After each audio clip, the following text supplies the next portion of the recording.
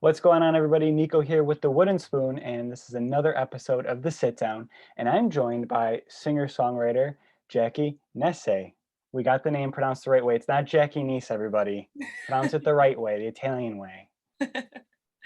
How are you guys? Good. How about you? What's going on? Not too much, I'm just trying to stay out of everything pretty much, stay home as much as I can. And I gave myself my own little home studio so that I would That's force myself awesome. to Nice stay home. setup. Yeah, it's my first home studio, and I saved up like every penny I had last year, and I was like, this is what I'm gonna do.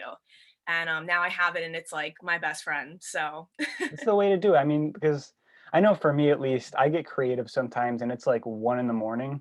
And then it's like I have to like at least write this down. I have a whiteboard. It's like right here. So I like just jot down ideas at all hours of the night too. I So love that. I do the same thing. Like right before I'm about to fall asleep, like I'll literally be about to be unconscious and my mind will be like, this is a great idea. And I'm like, I have to get up and write it down. Like, I think that's like the best time to be creative though, is kind of in the middle of the night when I you're think so. I think so for exhausted. sure. I know I've got clients of mine that they're blowing my phone up at like 5, 6 in the morning. Granted, they don't Really? expect a response right away, but it's like I work like solid business hours. Like I'll go like 10 to 5 and then I'll extend it later at night because that's when like I feel the most productive is at night. Totally. I totally feel that. Yeah, so how's it going? How's your new year been? How was your 2020? I'm sure hectic like all of us. Oh my gosh, it really was. I went into 2020 with like a complete business plan. Like I was ready to release all of my music that I worked on for almost like 2 years. Everything was set up. I had everything set up and I really thought it was gonna be like the best year ever. And then the pandemic happened and everything fell through. And it was like very disappointing, obviously, because there was a lot of unknown. But it actually ended up being a really great time to kind of write and make my own music Oh, I'm and like sure. work on myself. And it became a very nice time in the beginning of it when we were all, deep in the Hmm. quarantine. Um, and then I started building everything back up. And towards the end of the year, I think October 30th, I released my first single titled Roses Awesome. I with did listen to it. It was very, very good. I like that. oh, thank you, thank you. Mhm. And I put a music video out with it too in November, and the music video was actually very I tried to hint at like the old school Italian, like Mhm. poker game in the back of the room or something. And I Mhm. had my dad in it who's like very, very Italian. And I was like, you have to sit at this poker game. Like you That's have awesome. to be at the Now, table. I saw that in just like I don't know. I have a very like business mindset with things, and that looked like so like it looked like it came out amazing. By the way, I'm not discrediting it at all. It came out Thank you. awesome, but that Thank you. looks like had so many like headaches and just so there was so much going on. So like that was like it was awesome that because it came out amazing. Thank you so much. That was a crazy process getting the music video together because I don't have a manager right now. The whole music video was my concept with the Wow. director, Nick Tarana, and we put it all together. And I knew everyone in the music video was either like my voice teacher, my boss from my 9 to 5 job I have, my Mhm. dad, um, like some of my friends from college, and like some of the girls who dance with me when I perform, like everyone in the music video was someone I knew. And Mhm. it actually felt 10 times more special to do it that way because I don't know, it was so, the energy in the room was great. And we had 6 hours to film. That's We did it. all of that in six That looks like hours. it took months. It really, like, I look back at the music video and I'm like, how did we do that? I think I got home and like cried because I was like so overwhelmed. I And can then imagine. I really thought we didn't get enough. I was like, I don't think we got the right shots. And then I went to the director's house the next day and we were like, we have so much film. Like we had so much, but it was so much fun. And I'm so glad I got to do it that way. Oh yeah, I had like my cousin in the video. Like there were Mhm. so many, it was just all family and It's a friends. And family affair for sure. yes, and it felt so special. I'm so Mm. glad that that was one of my first music videos of this I project. know. I can't even imagine because like I do like when I'm shooting in person, it's just like one camera. It's my iPhone. I'm gonna be totally honest with you. It's iPhone and lav mics, and I freak out like automatic. I have to bring friends with me now just to make sure like it's recording and the sound's picking up because like I freak out like that. I can't even imagine having like a bunch of people, a multi cameras, audio, like It's definitely a lot. nuts. I'm very grateful to have a great team though, because I mean, my director Nick like really knows what he's doing and he's wonderful to work with. So that's definitely helpful on that side. The filming side of it kind of gets intimidating sometimes. It's a Hmm. little like even with the phone, putting the phone up there and getting the right whatever it is you need is sometimes just very intimidating. Oh, for sure, for sure. I spend freaking hours on TikTok sometimes, and then they get like 10 views. It's like great. Isn't that crazy how it's like the TikToks you work the hardest on like don't really do that well, and then the TikToks you Hmm. made in like 30 seconds are Oh always the yeah, ones that it's always like that. it's It's crazy. nuts. But let's take it back to like I guess like the beginning, like your origin story for like somebody who has like no idea who you are. Like what is like your growing up, like how you got into music and everything like that. Yeah. So, well, I'm an Italian American. My dad is an immigrant from Italy. So you're first generation. Yes, Awesome. he is one of 10 siblings. There Wow. were 7 boys and 3 girls, and all their names are beautiful. It's like Margarita, Lorenzo, Francesco, Pasquale. My dad's name was Giacomo. Like they're I very, love this. That's my favorite. It's my favorite isn't old it? school name. I love, growing up, I never heard names like that, and I was always like, Dad, why is your name so like Mhm. You know, official? I And said he's this. like, I used to say the same thing. My nono's name was Pasquale, so I used to like have that same mindset. Yeah, you're like, you sound like a famous person or something. And my dad's like, Mhm. yeah, I am. But yeah, so he was from Italy, from a little town called Joy near Napoli, Italy. Oh, so sweet. Yeah, and so yeah, I grew up very old school Italian, let's say. And I don't even remember how I got into music. It was always something I actually had like a social anxiety growing up, like when I was like 2 years old, which is shocking because now I like don't stop talking. But I literally being in like school, I would shake. Like I was so scared of the teacher. I was so scared of the people in my class. And I'd get home and I'd blast the radio and I just dance throughout my living room. And it was like almost like a place to release myself. Yep. Um, and yeah, my mom used to be an opera singer when she was younger. So I think she Wow. kind of heard that I was always like on the right key and like I would pick up lyrics so quickly. I could hear a song once and just like repeat it. Hmm. And I just loved it. Like music felt so great to me as a kid. I don't know how to even explain that. It was just like that was like my thing. Then I started in theater and I did dance classes and singing lessons and acting classes, and I went to college for theater as well. Oh, And very cool. my senior year of high school, I auditioned for American Idol, and Yes. that So was kind of you were a senior in high school and you did that. yeah, See, that's yeah. like almost more intimidating because like the year like from senior year to like freshman year in college, there's like so much like that's such like a big transition. So to like do it your senior year, like it's almost more. I feel like way more pressure to do it while you're still in high school, right? Yeah, I think also I honestly didn't expect to get through. Like I Hmm. really I really went in with the mindset like this will be a really cool experience. That's really how I Okay. thought of it. And I think that actually helped me out because I didn't put too much pressure on myself. Like I wasn't like you have to be the next American. Like that would have Hmm. been awesome, but I was like I'm just going to go and show up and be me and have a good time. And I think that just worked, I guess. That's But I look awesome. back now and I'm like, oh my God, I knew nothing. Like I look at the Hmm. videos, I'm like, it's so funny how much you learn in a couple of years.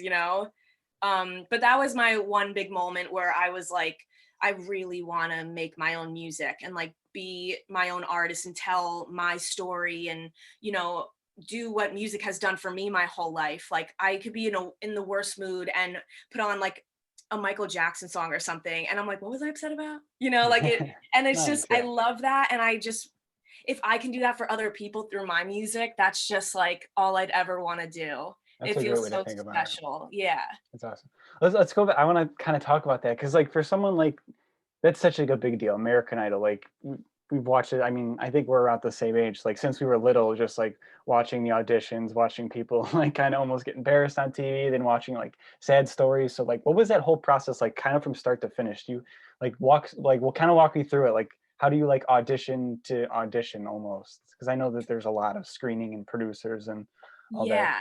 There's like there's a couple of auditions for the producers Mhm. first. But those lines they show you, like thousands of people waiting online, I waited on those lines Wow. on Long Island at the Nassau Coliseum Okay. with my mom at like 4 in the morning. And it really like it took hours, and they have you sitting in an arena, and it looks like you're all about to watch a sports game or something. That's how many Mhm. people are there. Wow. And there's just these booths, and you sing for the producers, and it's either yes or a no. And then they kind of accept you to go on to audition for the celebrity judges. And I had J Lo, Harry Connick Jr., Keith Urban, and Adam Lambert as a guest judge, which was Wow, so what a cool. lineup. Yeah, it really was. It really was. And yeah, so I did the first audition for them, and there was a lot of filming on the downtime and throughout the whole day. And Ryan Seacrest is like the coolest person, I have to say. Like Really? even when the cameras were off, he'd come around, he'd sit down with me, my family, and just have conversation. And like he was so That's cool. so cool. I don't have a Ryan Seacrest story. I went to Kelly and Ryan one time, and like after each commercial break, he runs to the crowd and he talks to like as many people as he can. Yeah, Really? he is like it seems like a really super nice guy. Yeah, that's like exactly what he did. I mean, Mhm. I'd turn around and he was just like hanging out with people, just like talking, and he was really, really cool. Um, but yeah, that's awesome. Um, yeah, I'm trying to think like, so I auditioned for the celebrity judges. I got a golden ticket and went to Nice. Hollywood. And because Mhm. I was 17, I was a minor, so my mom had to come. So we went together, and I got through 2 rounds, or I got through the first round, and then the group rounds I got eliminated. No, And that was a crazy process. Like I I feel like know. they didn't even capture the craziness enough I on can imagine, but television. still, like even like getting through that far, it's like you got through like more than 99, probably 0.9% of people like ever will. So It that's like was a big when accomplishment. I was thinking about the thousands of people who have auditioned and made it through, I mean, I was about like, it wasn't like an official number, but I'd say around like top 70, top 60 left Mhm. before they made the top 24. So I felt so great to even have that be part of my journey, you know? Mhm. And I think the coolest thing about American Idol for me was meeting so many artists from all over the country and just like hearing their stories and how they got into music and their passions. And at night when they had like practice rooms, Mhm. everyone would just be sitting around and jamming and singing together. And like it was just, I feel Like like Camp I learned. Rock. Yes, that's exactly what it was like. Um, that's a funny, yeah, that's exactly what it was like.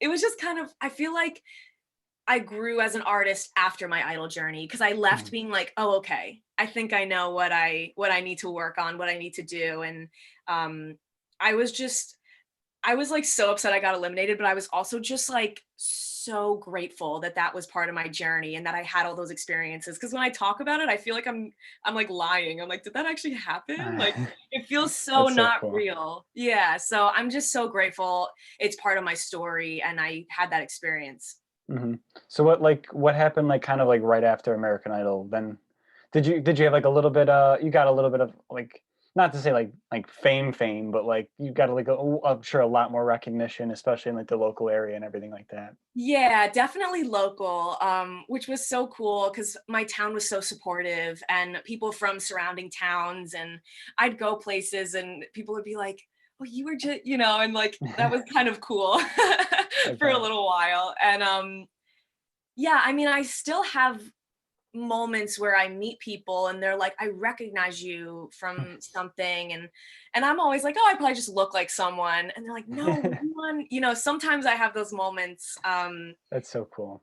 Yeah, that was right after that, I opened for Constantine Maroulis, who was on American Idol, I think like season 4 or 5. Okay. Yeah, and, I opened for him at one of the, New Jersey Meadowlands State Fair. Oh, so cool. Yeah, and, like, I had none of my own music, I went up singing cover songs, and, like, the music shut off on me, it was a nightmare of a performance, and I just was like, "Wow, it really can't get any worse than this," Mhm. like, But then one of the record producers who was there was like, oh, I hate when that happens, you know. And I was like, well, that's actually the first time I've ever done something like that. I've never really, you know, put on a concert myself.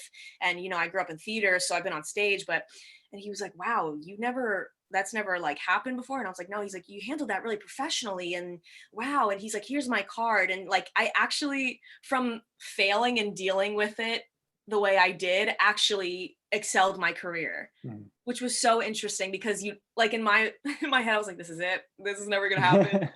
And it was funny because actually the complete opposite happened. You know, someone was pleased with how I handled failure in front of a bunch of people. Mhm.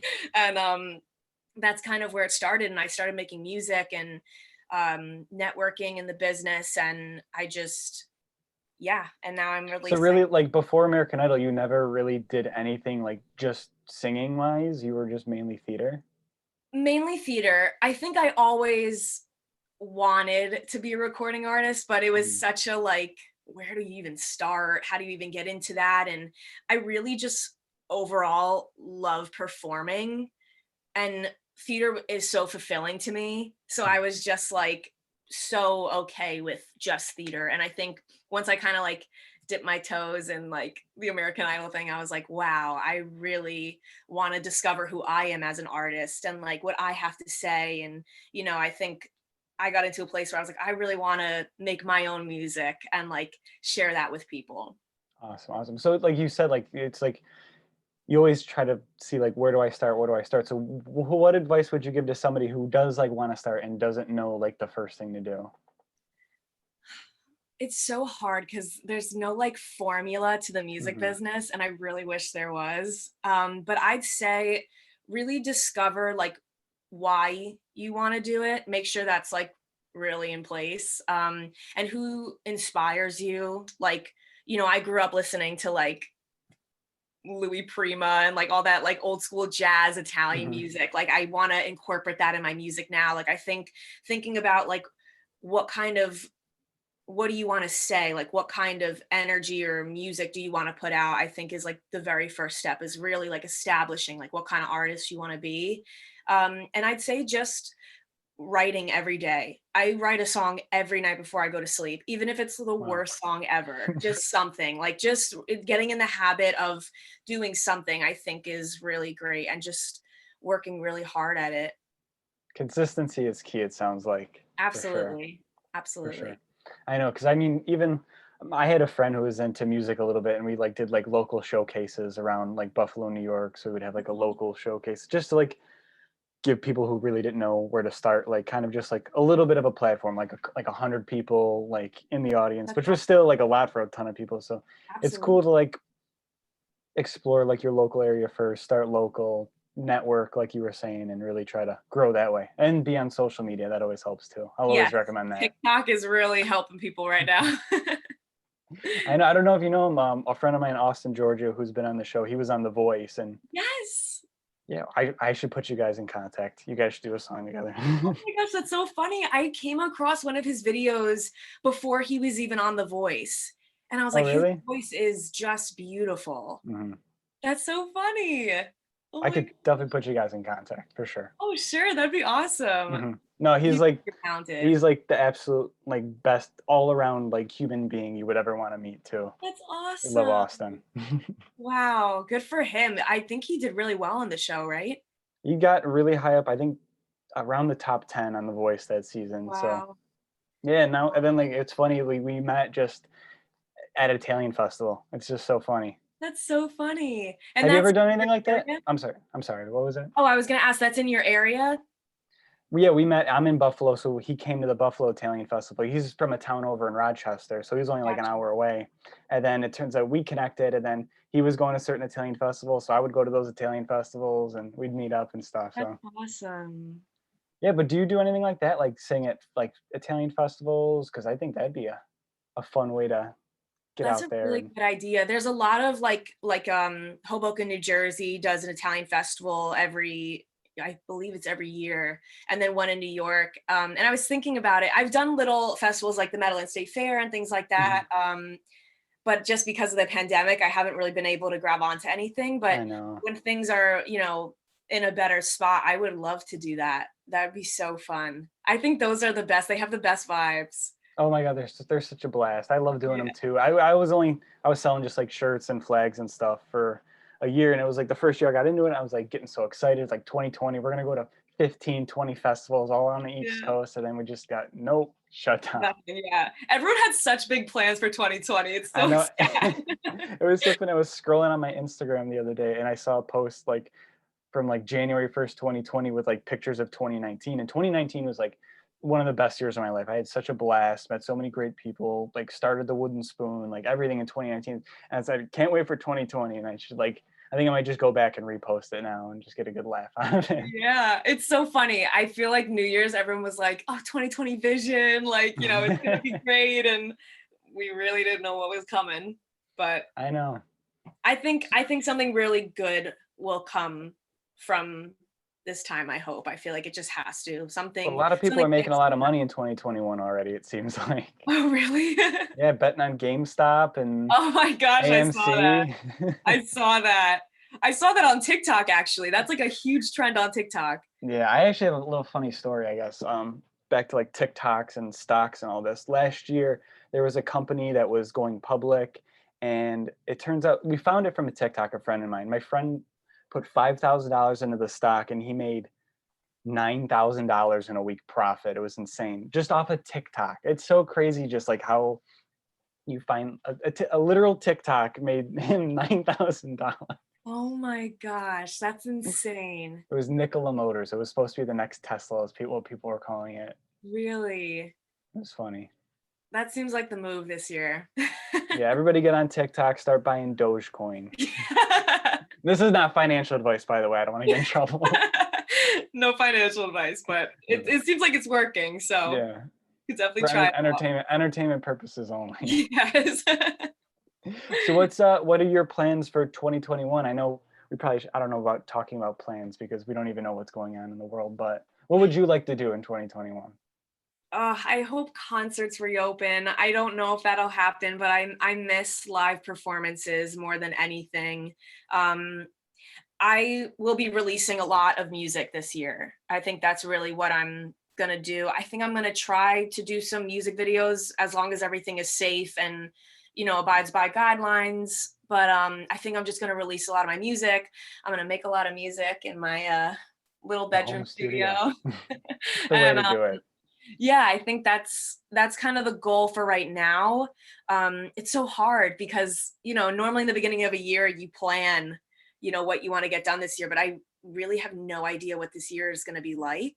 So Mhm. I'm just really focusing on like making as much music as I can and just being prepared for whatever happens. Awesome. I think that's the best outlook to have, especially for this year. Yeah. Do you have any goals? I know this is like an interview, but I'm No, no, for sure. It's funny. I really actually enjoy when people start asking me the questions. I feel like I'm always I feel good talking. not asking you No, questions. you're the guest. You're the guest. But for me, I guess I own a social media marketing business, so I help businesses, restaurants, stuff like that, grow their business, make more money using Facebook ads, Instagram ads, things like that. So I signed a bunch of new clients already in 2021. So really just looking to help them grow, get more clients. If festivals happen, I would absolutely love to do festivals. And I have a big announcement on Monday. Whoever's listening, so Monday's February 1st. The Wooden Spoon store right now is under construction, but it will be up February 1st with a new item that I think a lot of people are gonna like. And I'll show you actually right after we stop recording. I'd love to see. For That's sure, yeah, so awesome. have some things in the work. Hopefully we could I would love to get back to the festivals. I had so much fun doing it, met so many cool people, Sure. made a little bit of money, which is always fun. Yeah, it's just a good time overall. For sure, for sure. That's Oh, wonderful. before I forget, I always forget. I'll ask my Instagram story, like, what are some questions that everybody has? And I always forget to do it. And I wrote it down this time. And of Okay. course, only one person responded to the Instagram story this time. But funniest wooden spoon stories, if you have any experiences with the wooden spoon.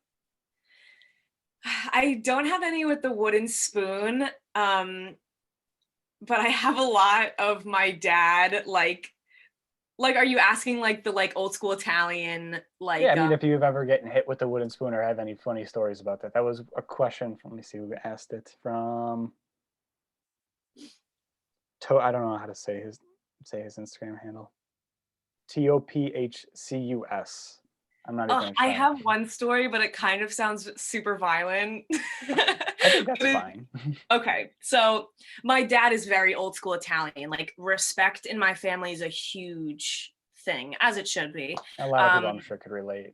yeah, and cursing in front of my dad was not allowed, but cursing in general or to my parents was Oh just my god. like I can't like sometimes I see things of like kids our age like saying things to their parents and I actually like I'm like, "Oh my god, if I ever said I that, I I have countless accounts of that, of being at my friend's house and them yelling at their mom, like, "Oh, dude, you're gonna die." Like, yeah, that's literally how I would think of it too. I I think I was like bickering to my mom. Like I would really use the word bickering. There was mhm. no yelling. I probably had attitude in my voice for sure. I think I said something like I don't care. Like I think that's as bad as Mhm. my my spoke like I don't even know. My dad from the other room took the remote and threw it at me. Like at my face and I ducked. It hit our wall. There's a dent in our wall still. That's It's a so nice little funny. memory. And I looked at him and I was like, "Oh my god." He was like, "Don't you ever talk to your mother like that? How dare you? The lack of respect." And like just and I was like, "You just threw a remote at my face." Like all I said was I said I don't care. Oh And yeah, that that's was enough. And the yeah, right tone, what was I gonna say? Nonverbal, or language is 93% nonverbal, so it must have yes. been the tone. Yes, I Could have was said really anything. that was I think the last time. Everything now is okay, yeah. Yep, Mhm. okay, that sounds good. Yes, Like yes, ma'am. Yes, there's sir. no talking back. Like that would be I I would have know. nightmares about things like that. I But know. that's my So I've like got. close to wooden story. I hope no one calls Dyfus. I'm fine and you know. Oh no, I've got plenty of stuff thrown at me before: shoes, remotes, spoons, Yes. Yeah. a lot of stuff. Because I was always fast, way faster than my parents, so they would just have to just throw shit, throw shit at me. My gosh, you know what my noni used to do? This is my dad's mom, Mhm. because she had 10 kids. So Oh anytime my. someone did something wrong, she would never get them in the moment because, like you said, they were fast, they'd run, whatever. Mhm. And she would let it go by, and then like 3 months would pass, and they'd be walking past her, and she'd like smack them on the back of the head with like a pot, and they'd be like, "Oh my god, what was that for?" She's like, "You thought I forgot? I know what you did 3 months Oh ago." my Like god, that's the she most old school thing I've ever heard. Yes, it was very whenever my dad would tell the stories, I was like, "That is so funny." She Mhm. really would remember and be like, "I'm gonna get you in like 3 Oh weeks." yeah, these old school people, they don't Yes. forget. Oh, they don't. I know my dad forgets my friends' names, but we won't forget somebody who like flipped him off 30 years ago. Oh my gosh, my dad never remembered my birthday. Not mine or my sister's. He'd be like, "I don't know, it's somewhere in the beginning of the year, right?" Like, I have text messages, he's like, "Oh, I need your birthday for information. What year?" I'm like, "Dad, you Oh, were that's so there." funny. But he'll literally remember when someone, like, screwed him over, like, 20 years ago. Oh yeah, Like, great. that's hilarious. Well, Yeah. Jackie, I can't thank you enough for coming on. I've had a blast. It was so cool getting to know you, and Thank let everybody know where they could find your music, follow you, everything. Let them know. Yeah, my name is Jackie Nese or Nese. And say, It's just Jackie.Nese on Instagram. I'm on Spotify, iTunes, YouTube, TikTok, all those apps under the make same sure to name. follow her everywhere. Just all of them. Be great. Awesome. Awesome. Well, thank you for coming on, and thank everybody for listening. Be sure to subscribe, leave a review wherever you're listening to this, and stay tuned to the Wooden Spoon Media Instagram for a big announcement Monday, February 1st. All right. We'll see everybody in the next episode. Ciao.